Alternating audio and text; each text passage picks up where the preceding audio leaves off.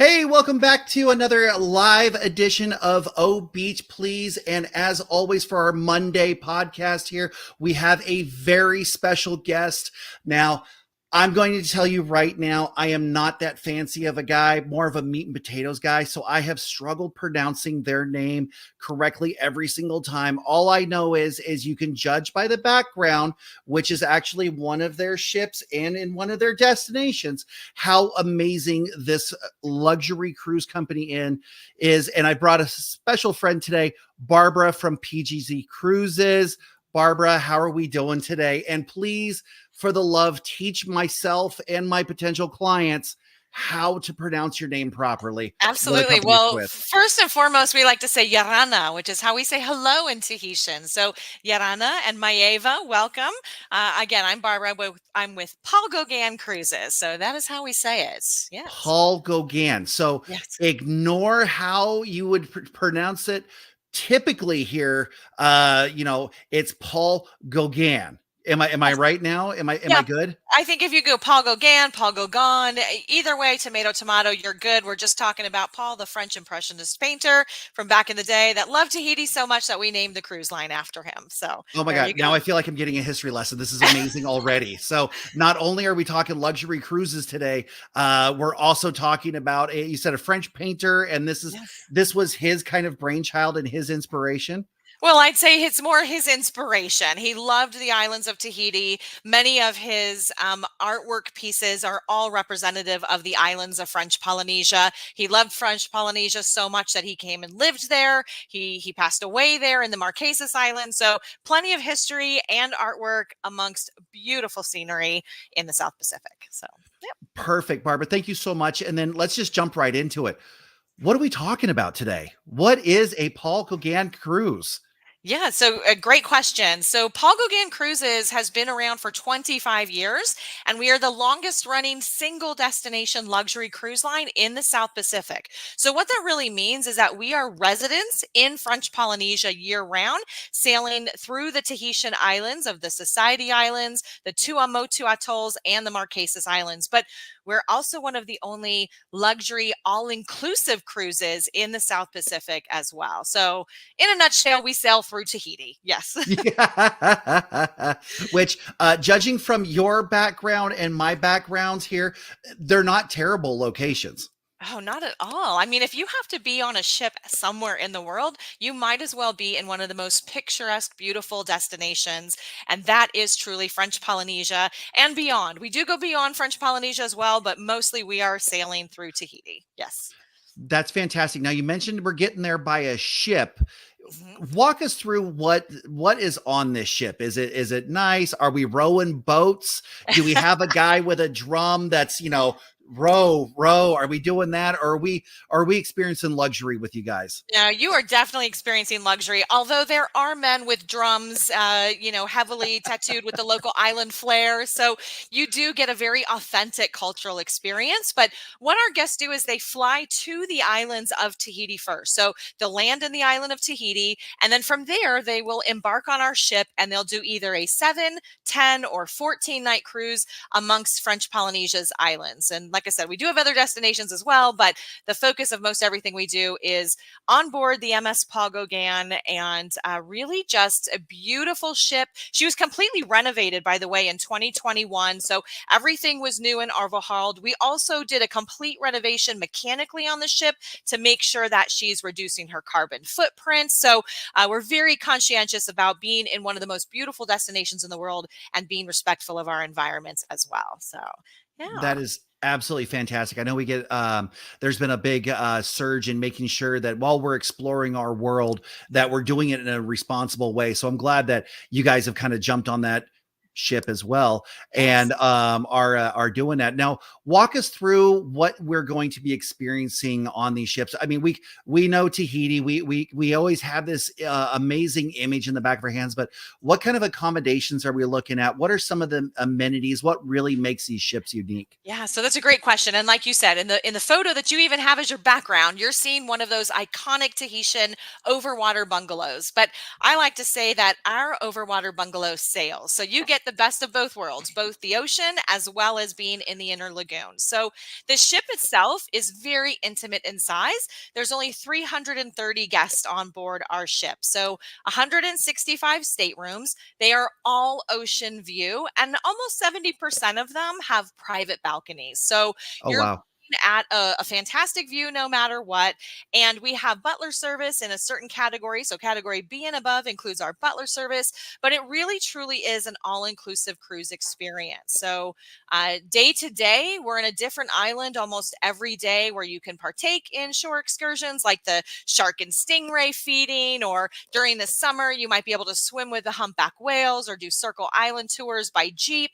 But on board, we have a phenomenal spa, so they can do massage and facials. We have a wonderful pool people can relax in if they're not out in the ocean itself. But we also include all of the snorkel gear, stand-up paddle boards, kayaking. So whether they want marine-based activities or land-based activities, there's something for everybody out there. Okay, so now you mentioned there's something for everyone. Is this adults only? Is this a family ship? What are we looking at here? Yeah, it's a great question, Jay. The big thing is that we are looking at travel in French Polynesia, which is typically a more expensive destination. We see mostly couples. However, we see enough families that come to the destination in the summer months, as well as the holiday voyages, that we put on our own program called the Moana Explorer program. And that is complimentary for kids ages 6 to 15. And on those voyages, we have a naturalist on board because it's actually run by a nature conservation foundation. It's called Te Mana o Te Moana. And what they're doing is they're getting those kids really involved with the hands-on science, learning about the biodiversity of the South Pacific, swimming with turtles, or doing temporary tattooing. So we are family friendly, but we don't see kids a whole lot of times. And again, that kids program is just during the summer and holiday, but we do accept kids year round, as long as they're age 1 and above. And we also have triple occupancy cabins. So if you've got a family and you need a triple, and the third person in that stateroom is 17 or under, they sail for free with us. Oh, So that is wow. a great benefit. Yes. Yeah. Oh, that's fantastic. That makes it kind of that once in a lifetime trip. It's great for, a senior who's getting ready to graduate. It's great for those milestones. It's great for all of those things. And even we can put together a multi-generational reunion as well, or 50th anniversary, and grandma, grandpa want to take everyone to go celebrate. So it sounds like we can kind of fit those in there as well. You absolutely can. And let me touch on the anniversary or couples aspect for a moment as well, because that's really important to us. The destination is the road less traveled by way of Polynesia. So I want you to think for a minute. If you look at a Hawaii vacation versus a Tahiti vacation, Tahiti sees as many passengers in 1 year as Hawaii sees in 1 week. So we are truly the road less traveled. And if you have that romantic getaway, this is the destination to really feel like you're alone in Polynesia, so to speak. Now, on board our ship, we do a couple of special things. So if you're a honeymooner, we do a complimentary bottle of champagne. But anybody who is celebrating their love or a milestone anniversary can participate in our Tahitian blessing ceremony. And what Oh, we do for that is we invite guests up into the lounge, La Palette, and they're there with other couples who are celebrating. I've seen everything from we've been married a week to 60 years. And our Gauguins and Gauguins, which are our hosts on board, they are all local Tahitian. They perform this beautiful ceremony about love and romance, and they speak it in English, French, and Tahitian. And then we take each guest out on the balcony. We wrap them in a Tahitian taifefe, which is like the quilted wedding blanket, give them a crown of flowers, swear, and they take a photo in front of Mount Otamanu. It's just a beautiful, memorable moment, and it's totally free on board for our guests. So you can totally capture that love no matter what. I want to stop you and tell you that I appreciate you giving not only the proper names of everything, but then also quickly jumping into the translation, because I was like, that sounds amazing. I have no idea what you're talking about, all the way up until you get the little bit of the explanation. So, Yes. I think that really kind of ties in with the emphasis on the local culture. You've got representatives of the islands actually on the ship hosting you as you're going around essentially their backyard. So correct me if I'm wrong, it sounds more like you're having some second cousins you may or may not have known you're in the family showing you around their backyard.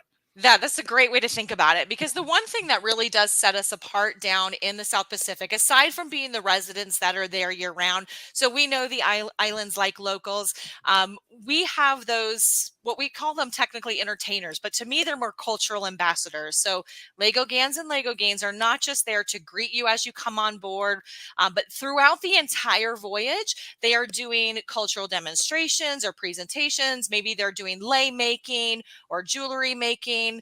They'll teach you how to play the ukulele.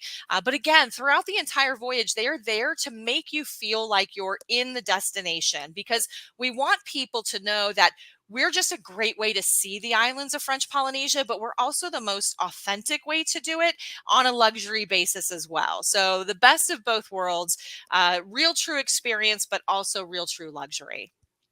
So for this sounds like you guys have like a really great niche. Like you guys are really on the more cultural, slowed down side of things. Can you kind of help me?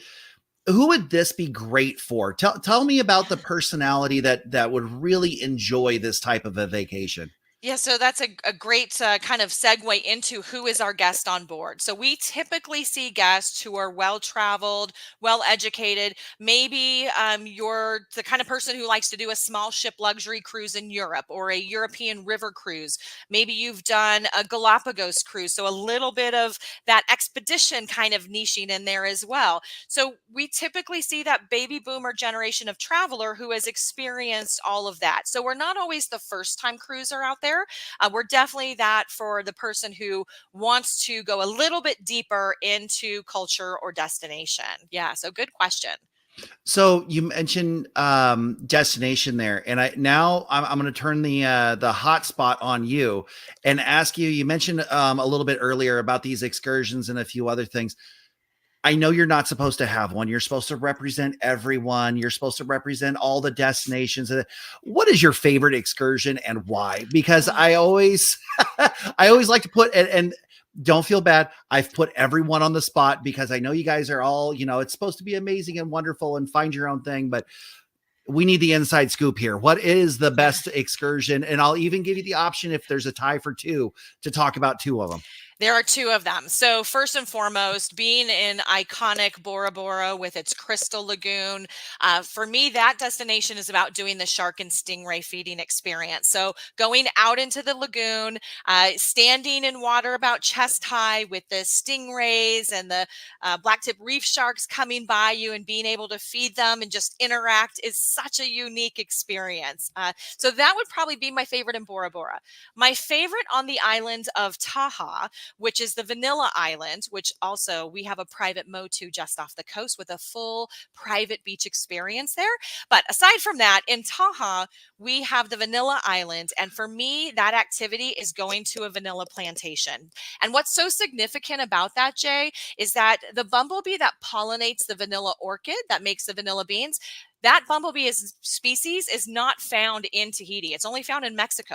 So that means in Tahiti, every single vanilla orchid plant has to be hand pollinated by someone in order to get those beans to grow. So for me, being able to see kind of that process, you see the drying tables that they lay out on where they're dried for a couple weeks. And during that drying period, someone hand massages them every day for probably 2 to 4 hours a day, getting that bean massage. That is a really unique process. I also say in my next life, I want to come back as a vanilla bean because that sounds really good to me for every day, 2 to 3 hours. I was going to say, it sounds like you guys are taking this luxury pampering a little too far when your excursion includes massaging of the beans. It is a wonderful process to see that's very local, which also is what makes Tahitian vanilla so special and truly different than that of Mexico or Madagascar. So yeah, something special like that is how I love having those unique island experiences. Okay. And then you mentioned the island, the Vanilla Island, Taha, correct? Yes. Correct. Okay. And then you mentioned something very quickly before. You said you had a private Motu. Blah, blah, blah. Yes. Motu. Motu. So Motu. Motu. Okay, I was thinking of Mewtwo from like Pokemon. So it's close, but now I'm never going to be able to separate those out ever again. Right. Okay. Well, let's try because a private motu really just means an islet or like a small little island or small islet. So right off the coast of Taha, we have our own motu. It's called Motu Mahana, and we do a full day barbecue, beach picnic, lunch. There's enough lawn chairs around for every guest to sit in. And remember, we are small ship luxury cruising, so only 330 guests on board. So some might go out to the vanilla plantation, some might come to the private motu. But the greatest thing for me about the Motu is that we have our own coral garden right next to the beach area. And that coral garden is protected by a reef out into the ocean. And there's kind of like a crack in that reef, and the ocean current comes through. And so you can literally drift snorkel in that current through the entire coral garden. So it's an incredible experience in water. So yeah. So one thing that we do a lot of is we do a lot of dive experiences. We've had a couple of people from the Caribbean talk about diving in the Caribbean. Is there any scuba diving available on these excursions?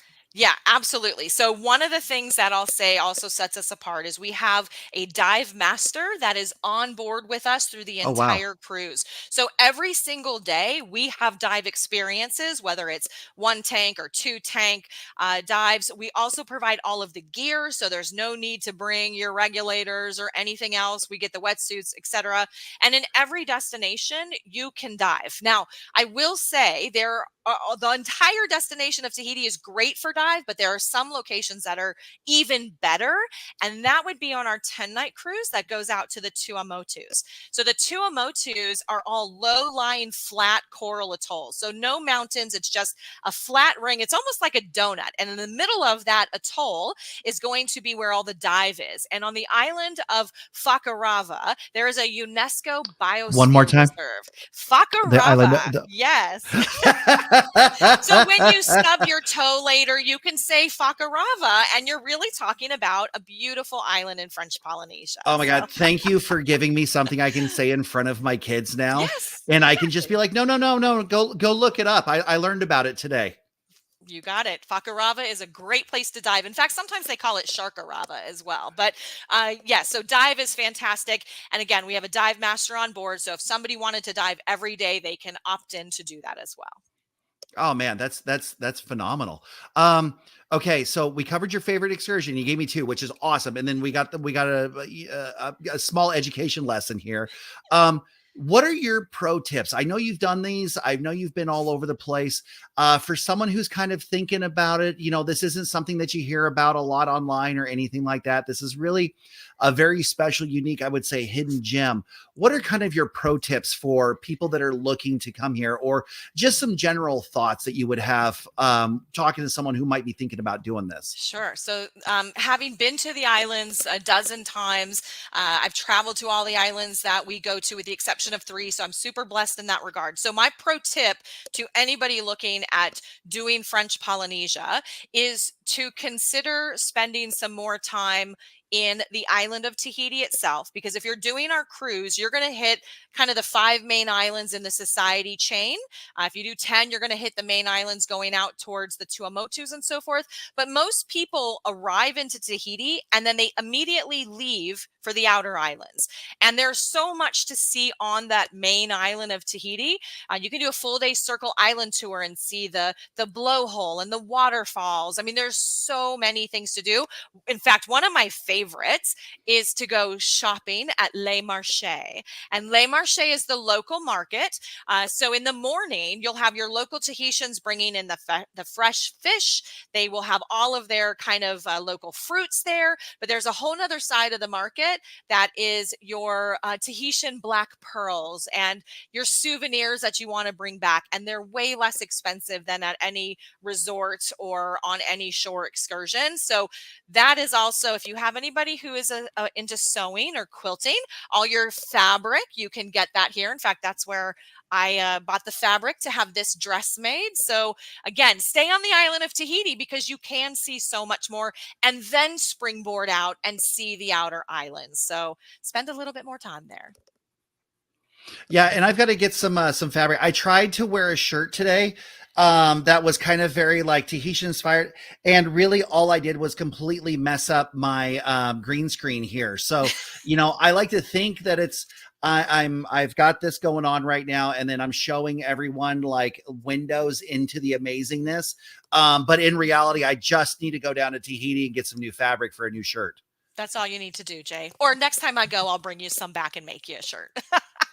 See, now you're just making me jealous. So, I guess what is next for you guys? I know, the pandemic kind of slowed everything down. I know you guys refurbished your ship here just a few years ago. What's next? Do you guys have anything coming down the pipe? So there's a couple of things going on, and you're right. We did refurbish everything, but we're continuing that process. In fact, in the first quarter of 2025, we're going to go back into dry dock because we actually sail year round. So every other year, we need to make sure she's ship shape. So when we do that next dry dock, we're going to completely change out the air system so we can reduce our carbon footprint even further.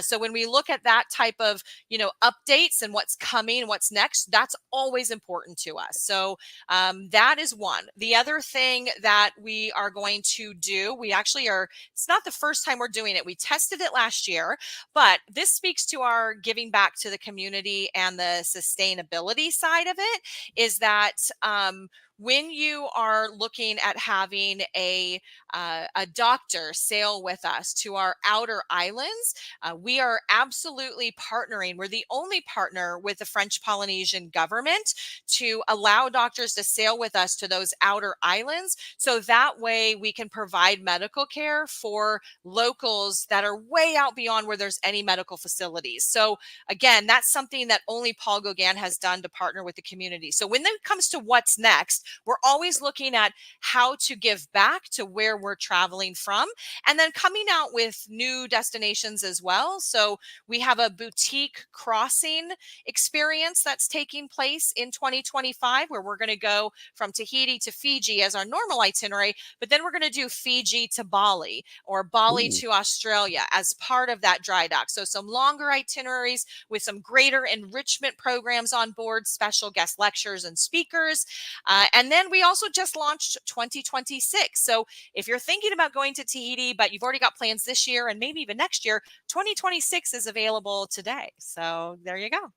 Holy cow. Okay. I just realized I probably should have been taking notes on everything that you guys have going on. But I mean, it all sounds amazing and fantastic, super positive. We're going in the right direction. And, I really appreciate companies that are continuously trying to improve and are not just sitting back on their laurels and just, oh, look at us, we're so pretty and everything. So I appreciate the fact that you guys are actually being proactive on, once again, reducing carbon footprint and then also adding some new great products as well.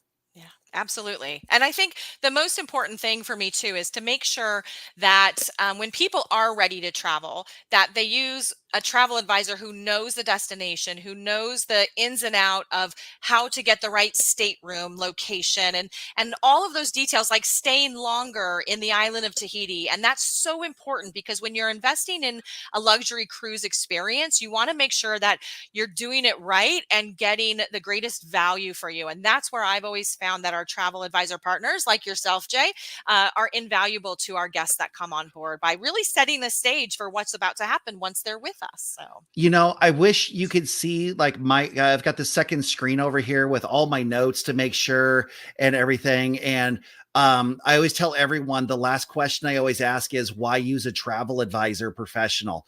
So thank you for just kind of jumping ahead, because I love to be talked about a little bit and I love to have my feathers fluffed and, make sure that, clients know. International travel is tough. There's a lot going on. There's a lot of little things that a travel advisor who is very familiar with the product. I won't mention what supplier I've been working on since 9:00 this morning. It's just all of these different ins and outs and everything. And travel is supposed to be fun. Why would you waste your time doing hours and hours of research and calling a call center that they don't know your name when literally we're free to use? All my clients have my cell phone number. They text me instead of calling in because, you're never going to think about a question during the day when you're at work, you're always going to think about a question at 9 o'clock at night. When you're ready to get to And sleep. Exactly. Yes. you and your significant other are sitting on the couch, binge watching something, and you turn and you go, we should go to Tahiti. Like and then we turn into Ghostbusters, right? Who are you going to call? Yeah, I don't want to talk to a major call center in the middle of the night. So Right. no, I appreciate you kind of throwing that out there. I think we did provide a fantastic service to all of our clients, and we've got a significant number of clients that actually keep us from year to year and month to month, and we talk to them all the time, and we retain 95 plus percent of our clients continue to use us. So because of that support and the knowledge and everything, and the great resources we have, such as yourself. Absolutely. It's always a pleasure for us to work with agencies like yours that are so fantastic in supporting your clients getting to the destination and being the right fit for wherever they're going. That's hugely important because, like Jay said, you don't want to spend a whole day working on your own trip and then realize you've kind of mucked it up somewhere along the way. So having an expert there to do it for you makes it so much easier, and an actual vacation, right? You get to take a break. Let me stress about it. Don't stress about it. Let me stress about it. It's what I do. I chose this career. Let me punish myself by stressing about all of your fun and amazingness. So, Barbara, thank you so much for coming on. Is there anything else that we missed that you want to just quickly shout out or talk about real quick? Gosh, I know we covered a lot in such a short amount of time. I think probably the only thing that I would reiterate here is that we really are the only all-inclusive cruise in the South Pacific. And that's really important because in French Polynesia, there are no all-inclusive hotels. So when you are looking at a land versus a cruise package, we've actually done a comparison, and doing 7 nights on our cruise to 5 islands versus 7 nights by land to 2 islands, we're about a $1,500 difference to the good. So we're actually less than a land package, specifically because of the food and the drink. So for us, all of the meals are included, which is great, because last time I was there and I was at a hotel, my cheeseburger was almost $30, right? So again, all meals, all beverages, including beer, wine, and spirits, your non-motorized water sports, but not just all of those basics like room service 24/7, but your Wi-Fi, because we know you want to stay connected and post pictures of where you're at. Your Wi-Fi is included, as well as your gratuities for the crew. So there's nothing extra to pay for, with the exception of no surprises, except for what I call the 3 S's: the spa, the scuba diving, and the shore excursions. But otherwise, you've got everything covered. So yeah. Well, and I'm willing to pay a little bit extra to get massaged like a vanilla bean now, because it sounds amazing for like 4 hours a day. Absolutely. Well, I don't know that we offer a 4-hour massage, Jay, but sure, you could get one while you're on board with us. Hey, you know what? That's going to be my suggestion. I'll send it an email. So, on behalf of Barbara, this is Jay Noller from 208 Travel Agency. Thank you so much for tuning in today. We hope you learned a little bit. And as always, you can get in contact with us at 208travelagency.com. We look forward to seeing you in the islands. Take care.